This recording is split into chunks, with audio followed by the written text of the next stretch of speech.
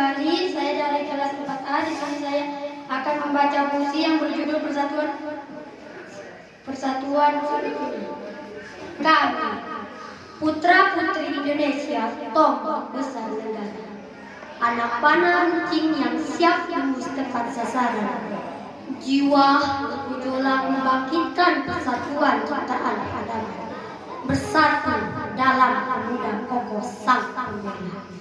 Kami pemuda hebat, bukan hanya pintar bicara debat. Kami pemuda tangguh, bukan perampok yang runtuh. Kami pemuda cerdas, bukannya selalu berpikir cemas dan malas.